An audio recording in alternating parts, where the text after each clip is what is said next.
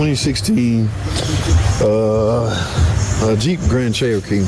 Don't matter the vehicle. Well, they do kind of matter because they just bought this thing, and I feel bad for them. All right, guys, there's always a risk buying used cars nowadays, simply because, or one main reason is because you don't know how well this vehicle was kept up from the previous owner.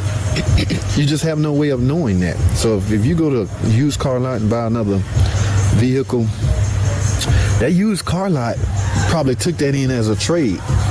They themselves don't have a history on the maintenance of this vehicle. Okay, so it becomes a big ass gamble at that point. For instance, this vehicle is in for running rough. Now it did generate a P0304. That's a misfire in cylinder 4, and as you can see, Derman, it's got a D on it. I don't know what that means. So I got the history on it. I got new plugs, new coil, new injector. I got everything on it. So they're here wanting to know why their vehicle still running rough. You know what's crazy? Those shops, those Cousin Pookie shops out there, they never give you your freaking money back. They will use tactics like, your vehicle is so new it may need a flash update, so we suggest you take it to the dealer and get them to flash it. Well, guys, I said this before, I say it again. After so many miles on a vehicle, flashing a vehicle for some sort of drivability improvement doesn't matter, or it doesn't work anymore. Your engine, listen. When those flashes come out for, let's say, drivability improvement, let's say if engineers deem necessary, your car should idle at 900 RPMs when you first started, okay, to get past, the cold situation. All right, let's say they send programming or tuning for us to program your computer that would jack your idle up for, 20 seconds. All right, those flashes are good for earlier built vehicles. All right, 15 years later or 10 years later and 150,000 miles later, that flash or that change, your engine is broke in by then. Okay, so if you haven't had your flashes done within 100,000 miles, there's no sense in doing them, in my opinion. And on top of that, it's risky. Okay, do y'all know what it entails of flashing? We taking software out of this thing, we spiking it with a whole bunch of voltage, erasing the programming that's in it and putting new programming in it. Do you know the risk? Do you know what can happen in the process of doing that? Or you can simply drop out, or a lot of things could happen for something that's not worth it, in my opinion. This is all my opinion. After 100,000 miles, if your vehicle hasn't had the necessary flashes, because I think engineers stop working on improvements of a vehicle early on in its life. I've never seen an improvement flash update on a vehicle after 30,000 miles, because as the engine break in, it becomes accustomed to what it's going to do anyway. So programming that to make the idle go up when it's cold, you may affect something else. In other words, again, I can only speak for me, is my opinion. Leave well enough alone. All right, but that's those used car lots tactics. All right, tell the customer they need to go to a dealer because there's nothing else we can do. But why ain't you giving them their money back? For hell, they put their parts back on and turn those other parts back in. Do what you got to do to help the customer out. No. They still want to be paid for the work they do. Look, they still want to be paid for trying to fix your car. Yes, we wouldn't be here if all of this stuff worked. If you only simply needed a coil, spark plug, injector, and all that, I wouldn't even be having this discussion. But you don't. You have other problems. And the lot that sold them the car suggested they take it to a dealer.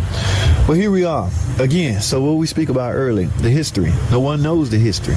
All right. So here's the deal. I don't know if y'all familiar with this valve. All right. It sits right here. It controls. It has an effect on misfire 2 and 4. All right. So y'all know me. Of course, I got a spare one of these. I took the old one out. I noticed a little sludge buildup. I put my known good one in, went drive it. Oh, it's running rough. All right. So we got some type of internal issue going on. I get back to the shop. All right, what's phase 2? Compression test? Maybe.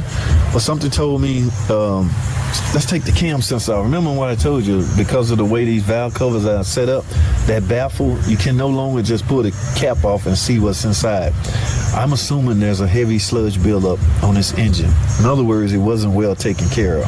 All right, yeah, so I pull this and I automatically stop and suggest I need some teardown time to go any further. I need to get these valve covers off and look and see what's going on in this engine. Guys, this is a Gen 3 Pentastar. Y'all see that? This engine designed to run on 0W20 fully synthetic. Okay, so do you know how long you got to go without oil changes to sludge up a engine that use fully synthetic? Yeah. So, you know, you're going to get the usual, I just bought that car. That's not our problem. I get it, you just bought it. Why does it cost 6 hours? And then I dropped it down to 4 because really I want to get all this off, the valve covers off, and my diagnostic time. That's too much on a car they just bought. That's not my problem. All right. And lo and behold, something told me I had already grabbed this off, but yeah, y'all see that? So here's what I'm suspecting. Long head gasket maybe. Exhaust gases getting in the cooling system, and on top of that it's sludged up. Guess what? Don't even worry about the teardown time. You need an engine. We're not going to even attempt this high mileage. We're not going to even attempt to repair this. I know some of y'all going to yell out, "This condensation would do that." Yes, condensation would do that. Oil cooler would do that. That shop that did this stuff, they also put a cooler on here. All right. Clues of the engine would have been in that cooler. I never got to see that. They did the job, not us. So if they saw milky shit all in the cooler, I mean, they could have, you know, advised the customer then. You may have gotten you a lemon.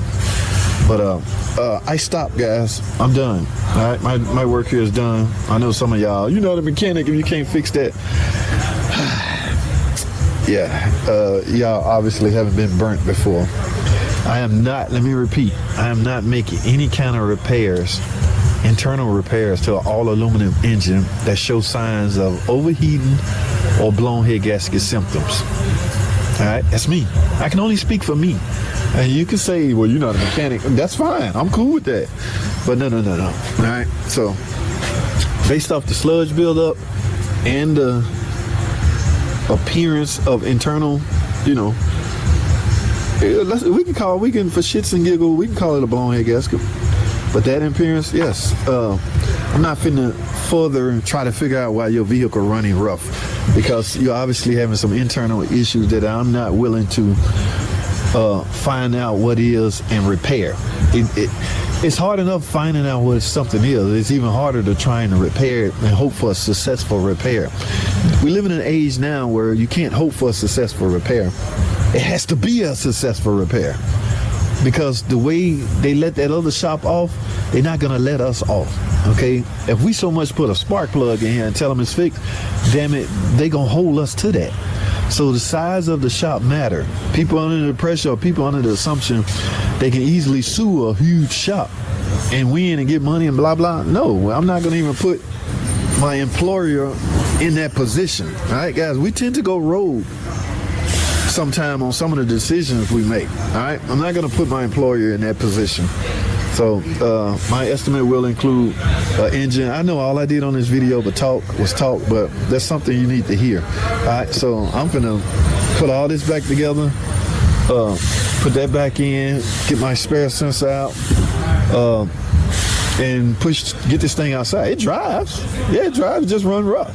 I'm gonna drive it outside. All right, guys, that's all I have. I didn't mean to talk this long. I apologize to you guys that like to see assholes and elbows. You don't want to hear all that talking. You want to see some damn work. My bad. All right, I had to get this off my chest, though. That's all I have, man. I gotta go. I'm not doing nothing to this vehicle. Okay. After seeing that, give me a nice, good thumbnail. That's all I have, guys. Thanks for tuning in.